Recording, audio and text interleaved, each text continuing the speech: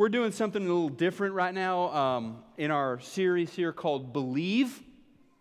We're not so much diving into the Bible, which is my favorite thing in the world, is to enter into a biblical text and to encounter that text. We're not doing that as much, and that's on purpose. I want you to know that. Because I'm really wanting to speak in ways that will speak to folks who have really deep questions about even whether or not God exists. And before you get to Romans chapter 5 or before you get to Matthew chapter 3, you've got to start at some place other than just quoting Scripture to these folks. And just to share with you a little bit about how I see God working in this morning after first service. We're just kind of, everybody's talking and everything. A couple of Chinese folks came down to talk to me and meet me, and it was wonderful. One of them is a university professor who is a visiting scholar here in Dallas right now. And in a couple of weeks, she's going to go back to China, back to her university. And I told her this morning, I just looked at her in the eyes and met Zhao, and I said, hey, it's so good to meet you. And I hope that you encounter God and that you grow in your faith. And she said, I'm seeking. She said, I'm seeking.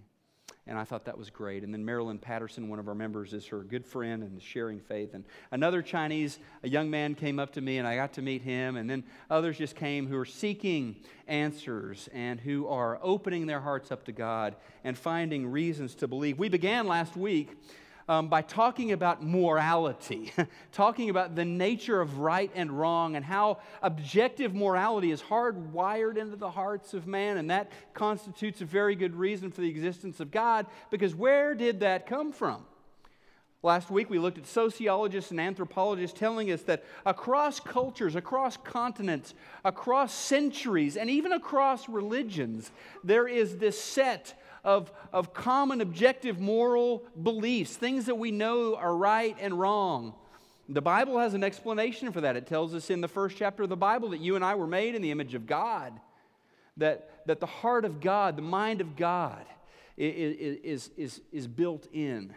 Whether you are a believer or an unbeliever, a Muslim or a Christian, whether you live in Africa or Asia or the United States, that it's built in, this understanding of right and wrong. And then Romans chapter 2 told us that He has burned onto the hearts of Gentiles. And I think of that like a hard drive. It's just burned on there, this sense of, from even the laws of nature, the existence of the divinity. And so we talked about that last week. The sermon is on the internet. I'm not doing it justice now. Get on there, listen to that. This morning, though, as we continue to look to the fields of philosophy and science, I believe that we are going to find them pointing to a scripture this morning. And so Genesis 1 verse 1, the very first words in the Bible, they tell us, in the beginning, God created the heavens and the earth. In the beginning of the universe. And for many people, just saying, God did it, I believe it, that's enough. Well, that's not enough for a lot of people. They don't even believe in the Bible. They don't believe in the inspiration of Scripture. It may work for you, that's great, but it's kind of begging the question when you're talking to a skeptic, when you're talking to an unbeliever. And so let's leave the text for a moment and let's consider scientific theory, the going theory, as to the beginnings of what we know to be the universe. Scientists don't necessarily like this, but it caught on somewhere decades ago, and so it's now known as the Big Bang Theory. I'm not talking about your favorite television show. I'm talking about that scientific theory, the Big Bang Theory. And so they have an account of the beginning of the universe that is not appealing to Genesis chapter 1, verse 1, but it kind of sounds a lot like it in some ways, because the theory posits that the universe began not in some gradual process, but in this sudden, violent moment. The universe, 1 second is not there, the next second it is there. The universe pops into existence. Within the past 2 weeks, in fact, a major scientific discovery has occurred which lends more support to the Big Bang Theory. Last week, CNN science journalist Elizabeth Landau reported There's no way for us to know exactly what happened some 13.8 billion years ago when our universe burst onto the scene, but scientists announced Monday a breakthrough in understanding how our world as we know it came to be. If the discovery holds up to scrutiny, it's evidence of how the universe rapidly expanded. Now here we go.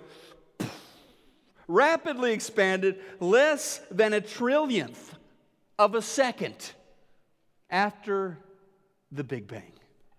The short version of what happened is there is this giant telescope on the South Pole called the Bicep 2. It is studying the far reaches of the universe, and it detected for the first time gravitational waves in the universe that were theorized they should be there as a result of the Big Bang. Well, now they're not only theory, we're actually seeing that they are there. And so for years, the explanatory power of the Big Bang Theory gave it a leg up on other scientific accounts as to how the universe, or when the universe began, or whether it began. A guy named Hubble, we'll talk about him in a little bit, first saw it, evidence of it in the redshift, the actual expanding of light waves. The New York Times, March 17th this month, reported this. Our observable universe mushroomed in size at least a trillionfold in less than a cosmic eye blink. Now, I'm not suggesting that the events of the last couple of weeks somehow prove the existence of God, but the notion that the universe popped into existence all of a sudden certainly jibes with what we have in Genesis 1:1. In the beginning, God made. Now, I'm convinced that science and faith are not at odds with each other. I'm convinced that not only are they not opposed to each other, but they tell a harmonious story about our world. Now, we don't have time this morning. This would be a whole other thing that might be better on a Sunday night. We don't have time to debunk the atheist myth, the atheist lie that science and religion have traditionally been at war with one another. So I'll quote Dinesh D'Souza, who wrote in his New York Times bestseller, historians are virtually unanimous in holding that the whole science versus religion story is a 19th century fabrication. In other words, just kind of made up. Now, if you go cherry picking through centuries of science and religion, you'll find some religious authorities and some scientific figures who didn't get along, but that is not the story. In fact, if you begin to look through history at scientists who believed in God, you will find a who's who of movers and shakers in the scientific community that not only believed in God, but spoke about it, but wrote about it. Okay? And I could list a whole bunch of people you know throughout the centuries who you would recognize who are movers, but that's what Google is for, so do that. I will tell you, in graduate school, one of the guys I studied, and he may be a little more obscure than some of them, but one of the guys I studied was a guy named Gottfried Wilhelm Leibniz. He was a German mathematician and a German philosopher who was best known, or is best known, as being the inventor of calculus, which is not exactly something that makes me a big fan of his, but he was the inventor of calculus, and he saw God in mathematical concepts. And he wrote extensively about how he found the biblical God in the concepts of mathematics, and while he sees God in mathematics, I've tended to see more of a pitchfork and horn sort of thing when I go to mathematics, but that's okay. But right now, there are plenty of PhDs in fields of science, in all the fields of science, who believe in God. And sure, there are plenty in the fields of science who don't believe in God. The question for you, the relevant question is, what will I do with the evidence? What will I do with the arguments? And so that's where we're at this morning. Anyway, back to the Big Bang. Here's the upshot. The universe came into existence in an instant. The universe, all that is, came out of nothing. Before the Big Bang, there was nothing. That isn't my theological view. That's not preacher talk. That is the current default view of the scientific community cosmologists, as astronomers, that is their default view with respect to the Big Bang. Paul Davies, a physicist at the University of Arizona, at Arizona State University, wrote, "The coming into being of the universe, as discussed in modern science, is not just a matter of imposing some sort of organization upon a previously incoherent state, but literally," these are his words, "but literally the coming into being of all physical things from nothing." The coming into being of all physical things from nothing. Alexander Vilenkin, professor of physics and the director of the Institute of Cosmology, not cosmetology, not a beauty school in Akron, okay? Institute of Cosmology at Tufts University wrote this: "It is said that an argument is what convinces reasonable men, and a proof is what it takes to convince even an unreasonable man. With the proof now in place, cosmologists can no longer hide between the possibility of a past eternal universe, like stuff, matter, it just goes back forever. They can't hide behind that. There is no escape. They have to face the problem of a cosmic beginning." Sir Anthony Kinney of Oxford says, as a proponent of the Big Bang Theory, at least if he is an atheist, must believe that the universe came from nothing and by nothing. So the universe began suddenly, a trillionth of a second. It's been expanding ever since.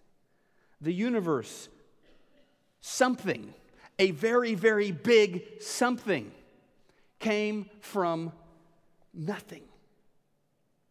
Lawrence Krauss, theoretical physicist, a self-described not only atheist, but he calls himself an anti-theist, an attacker of faith. You may have seen him on the Colbert Report or other things. He's one of these more popular atheist speakers that's out there. He wrote something that I agree very much with, and I think it's a really good starting point for thinking about the evidence for God.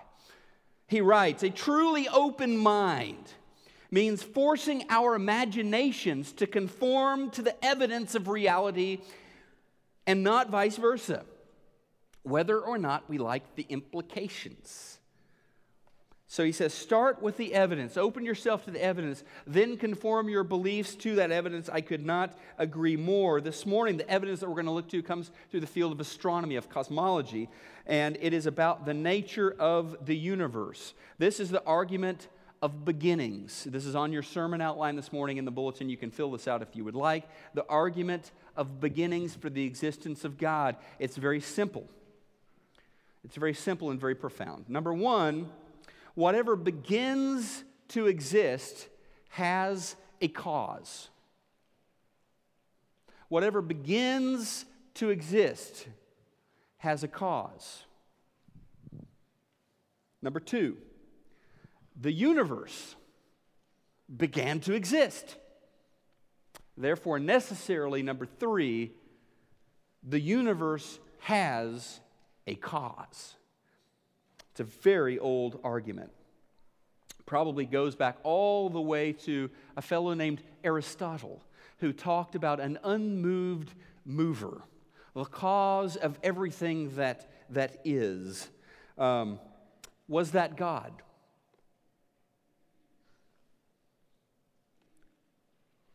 Or was that some sort of super potent nothing out of which a universe popped? Or is there some other explanation? Don't worry, we'll get to that.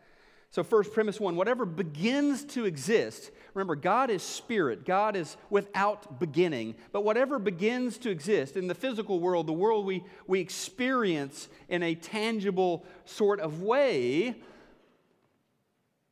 whatever begins to exist must have a cause. It's pretty much a given for anyone seeking a truth. It's pretty much an underlying doctrine of science that we can follow a chain of events and discover more about the nature of things. If you watch CSI, if you watch a crime show on television, what you're going to find is generally the episode starts out with, oh, there's a dead body, all right? And the rest of the episode is going back through this chain of evidence to try to find out scientifically, empirically, looking at the data, what happened to this person? When did it happen? How did it happen? And of course, on a crime show, who did it? All right? And that's what we believe about the things that we see, that they are caused. They are caused. Malaysia Air Flight 370. We're still trying to figure out what happened to that airplane. Supposed to go from Kuala Lumpur to Beijing. Along the way, it disappeared. And when we say disappeared, when we talk about that, we don't mean that it just, boop, zapped out of existence. We mean something happened, we don't know what happened. And so was it a hijacking?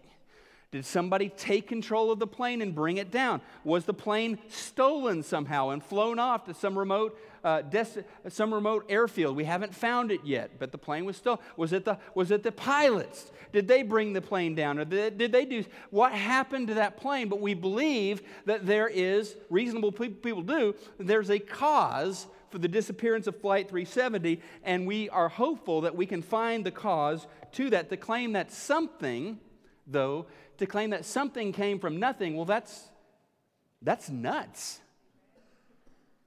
That's nuts. I mean, that's worse than magic. When a magician makes the rabbit disappear, at least you're starting with a magician and a hat. But for something to come out of nothing, that is a very unscientific way of thinking. The foundation of rational thought says that for everything that begins to exist, there is a cause for the existence. If things are coming in and out of existence uncaused, then we don't really have any grounding for scientific study. But we do science, we can do science, because we understand that events are caused and that whatever begins to exist has a cause. Okay? So if you deny premise one, and only if you deny premise one, can you think that the whole universe appeared at some point for no reason whatsoever, for no cause whatsoever. But again, no one really believes that things come to exist without a cause. I haven't encountered anyone who believed, a mobile home, a burrito, an aardvark, they just kind of appeared without any sort of cause. Things that begin to exist have a cause. So, number one, whatever begins to exist has a cause. Number two, the universe began to exist. And for a long time, the second premise was the one that would have really been open to debate by a lot of people, because the universe for some time was seen in certain communities as having existed eternally. Like there was no beginning point for the universe. We said in the first premise that what begins to exist has a cause. If the universe is eternal, well, it really wouldn't need a cause. And there are some pretty big flaws with the idea that the universe existed eternally. Originally, I was going to talk a whole bunch about the theoretical impossibility of the infinite. The possibility of the infinite, but the actual impossibility. Mathematicians have debated this for a long time. I mean, for example, if you just had an infinite line of dominoes laid out, all right, and I'm just going to kind of look at I'm going to wait for this particular domino right here to fall. It will never fall. It will never fall because there's an infinite number of dominoes in front of it. Okay? I can suddenly take out all of the odd number dominoes. It still won't ever fall because there's still an infinite number. I can take out 50% of the remaining dominoes. It still won't fall because there's still anyway, I know that. That's mathematical. It's the debate of the conceptual infinite versus the actual infinite. And it's kind of a problem if you believe that the actual universe existed eternally. We don't have anything in nature that would be like, it would be a one-of-a-kind, exceptional sort of thing. But like we talked about earlier, the scientific data is pointing to the truth that, no, it had a beginning point. Roughly 13.8 billion years ago, if you're going to take current scientific theory, it began to exist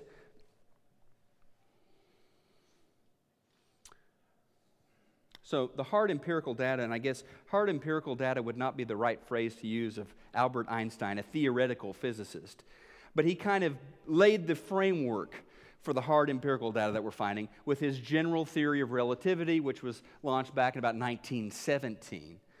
He postulated that either the universe is imploding upon itself, it's collapsing inward, or more likely it is expanding outward, one of the two. And in either scenario, there had to be a point A, a start point for that, he postulated, and people begin to make observations through telescopes and theoretical physics and astronomy. They begin to make observations that validated that theory. Hubble saw the redshift. So looking at galaxies very distant, they appear to be red, which is explained by a stretching of light waves, that there is this expansion of the universe. That's why things that are very distant look redder than things that are closer to us. More and more data has been pouring in, pointing to the Big Bang, culminating with the discovery just a couple of weeks ago of these gravitational waves that we're finding in our universe. So this now standard Big Bang model predicts an absolute beginning of the universe. So not only is premise 2 logically necessary, the dominoes, but it is also shown by the accumulation of scientific data that's pouring in. So back to this argument from the beginning for God's existence. One, whatever begins to exist has a cause. The universe, number 2, began to exist. So 3, therefore the universe has a cause. Aha! Now we are beginning, we're not to God yet, I know, but we're beginning to see what Alexander Vilenkin meant when he said in that quote earlier, quote, cosmologists can no longer hide between the possibility of a past eternal universe. There is no escape. They have to face the problem of a cosmic beginning. It's a problem. It's a big problem. It's a universe-sized problem. If the universe began, then it must have had a cause. But there was nothing there. At the Big Bang, matter was born. Time was born. The laws of nature were born. There was no gravity back when there was nothing. There was no inertia back when there was nothing. So what in this nothing caused the universe to exist? Vilenkin is right. It's a problem. It's a problem, especially if you don't accept the very first words of the Bible. In the beginning, God created the heavens and the earth. God was the cause. And you know it's a problem when really smart people start saying really dumb things. Okay? Really smart guy, Daniel Dennett, philosopher, he says, atheist philosopher, he says, the universe has a cause. He says the universe caused itself. It sounds kind of nutty, doesn't it? It's a logical contradiction. It's worse than weird. It's a logical contradiction. If the universe brought itself into being, then the universe would have had to have already existed before the universe got started. Vilenkin, you're right. It's a problem. Something coming from nothing. And so the universe began. The universe must have had a cause. The big question is, so what? Does this point to God? Does this point to Genesis 1:1? Yes, it does, in 4 very important ways. First of all, this is on the outline this morning, the cause was transcendent. That means uncaused, outside of the laws of the universe, all right? The cause was transcendent because an infinite series, think dominoes, of causes is not possible. If an infinite series of things has to happen before I clap my hands, I can never clap my hands. Because an infinite series is before that. I'll never get to that point. If an infinite series of things has to happen before the universe occurs, the universe never occurs. Can't happen. That infinite series of things you'll never get to point A. Universe exists. So the cause was transcendent or uncaused. It did not have a beginning.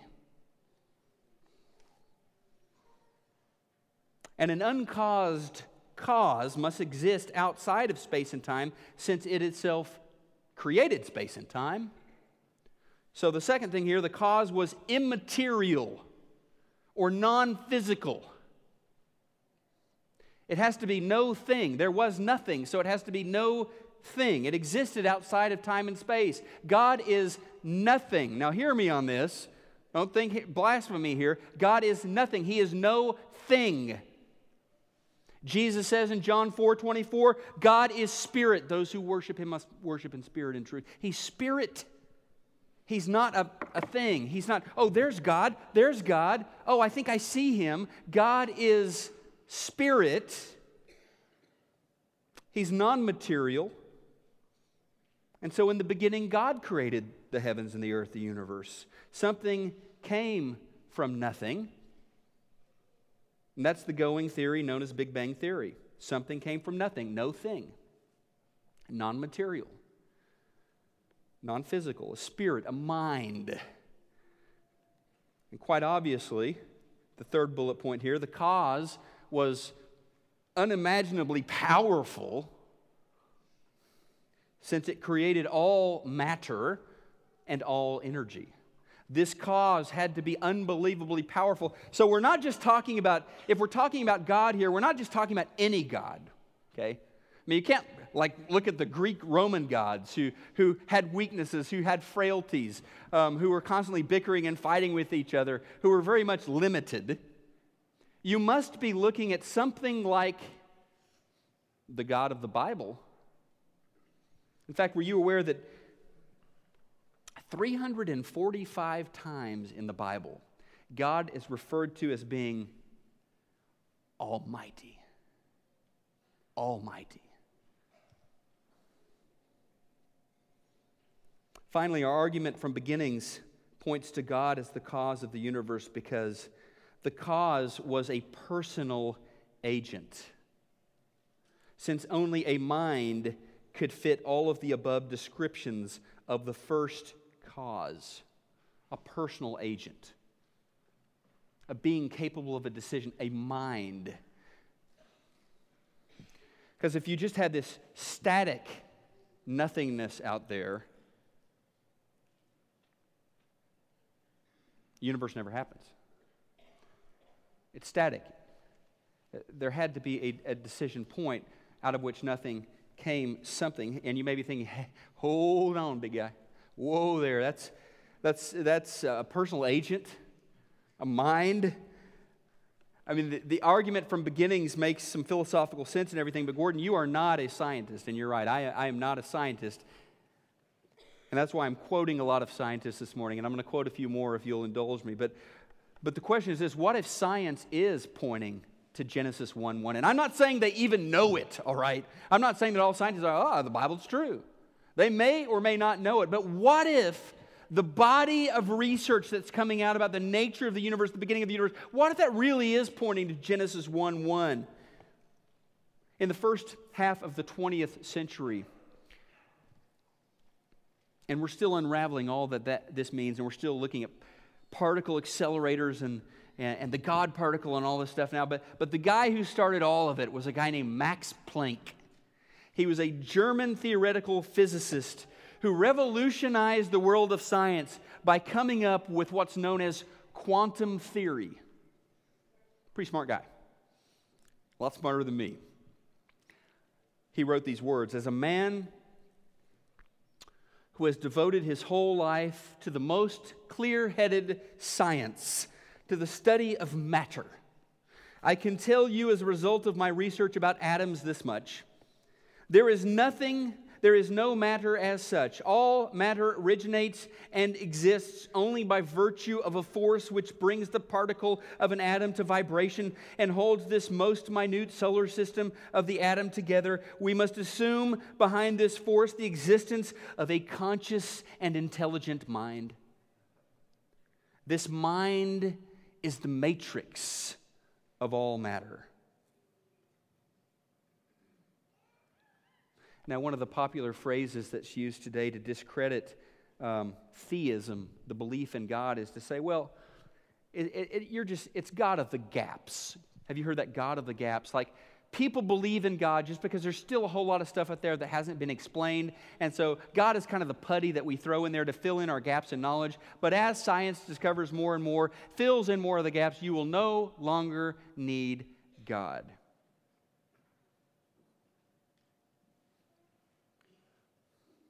But perhaps the more the gaps in human knowledge are filled in, perhaps the more we're learning, gravitational waves over there, the universe had a beginning, perhaps the more that we are learning, the more the arrows are pointing to God.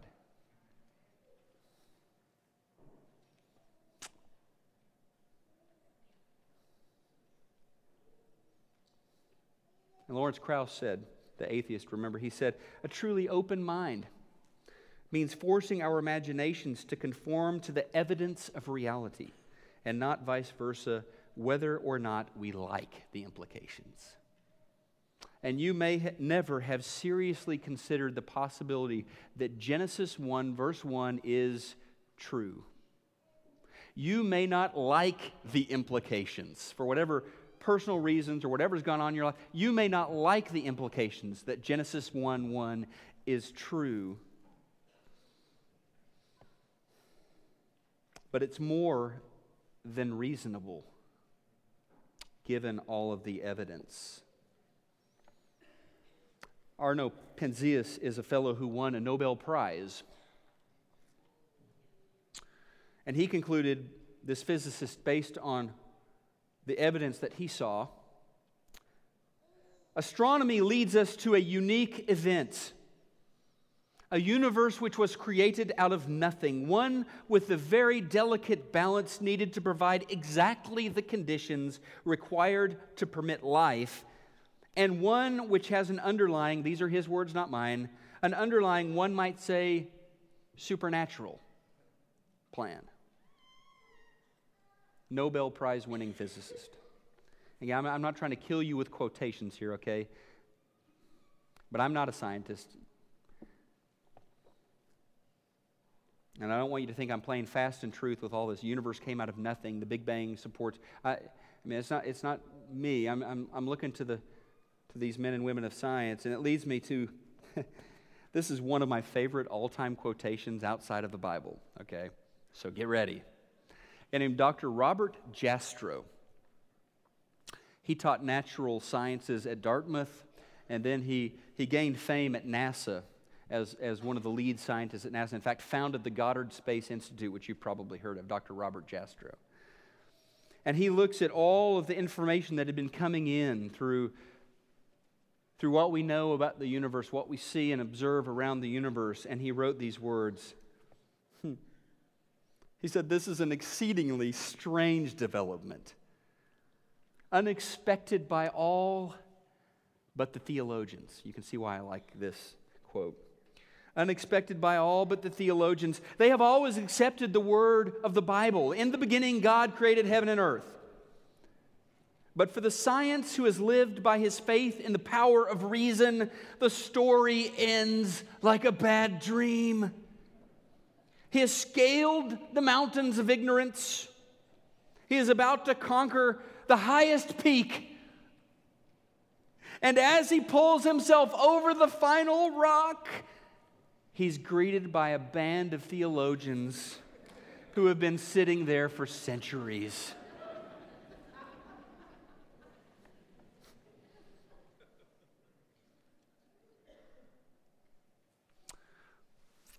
Look, some of us believe because we just honestly, we've seen God work in our lives. We have experienced in a tangible, personal way God at work in our lives. Maybe you've lost a loved one and God comforted you. He was the only reason you were able to get through that mourning, that grieving, get out the other side. or you've struggled with a long-term illness, and God has been there. He's answered your prayers, and He has lifted you up. But somehow, personally, He's real because you're in relationship with Him, and you see Him at work in your life. And that's a beautiful thing. And some of you have found faith in the Scriptures. I mean, you were not a person of faith, but the more you began to read this interesting book, the more you heard the Spirit speaking into your life. You heard God speaking into your life situation, and you found His reality through that experience. And some of you have found God and have found reasons to believe by just sitting and staring at a Texas sunset. Or traveling like my family did a couple of weeks ago to the Grand Canyon and just going, wow. Or through the power of a summer thunderstorm. Or through the spiritual experience of being in the delivery room and seeing your first child come into the world. And you've said, yeah, there's a God. Others in this congregation see God through their study, through the lens of a microscope, or study of mathematics. They encounter His design, they encounter His presence in the world through their scholarly studies. Or maybe you're at a place, though, today where, frankly, you're not looking for God. Just not looking. And my prayer for you, on bended knee, my hope for you is that you will open yourself up to searching. Like that Chinese professor told me this morning, I'm seeking. That you'll seek. That you'll open your mind and begin to encounter the evidence that's out there for God. Or maybe you're looking, but you haven't found reasons for faith. And I certainly hope this series helps you find some things that you can hold on, that you can build from, and come into Scripture and encounter the God of the Bible. Or perhaps you are coming into faith. It's an exciting time. Most of us, perhaps all of us, had this moment where there are doubts and there are struggles, and I don't know if I believe or not. And at some point, it's this amazing, life-filling experience of finally saying, I do believe. And maybe that's where you're at, and you're ready to take that step of faith on your faith journey. And we would encourage you to do that this morning. Publicly acknowledge Jesus Christ as your Lord. Acknowledge all that He won for you, because God not only created the universe, God sent His Son onto this piece of rock to save you, to redeem you, and to show you how much He loves and cares for you. You can take that step today, acknowledging Him, walking into Him and saying, God, I believe. But according to the very first verse of the Bible, our God is a God of beginnings. And so I guess I would finish with this thought. Do you need a beginning? God is an expert in beginnings. Do you need a beginning? Is there a place in your life where you just need to hit the reboot button, restart, new beginning? God is a God of beginnings. And the same universe-creating power that began the universe, the same resurrection power that took the dead corpse of Jesus Christ and raised Him to life on the third day, that power is still at work. And God wants to give you your new beginning. However you need to respond this morning, let's stand together. Let's worship God together.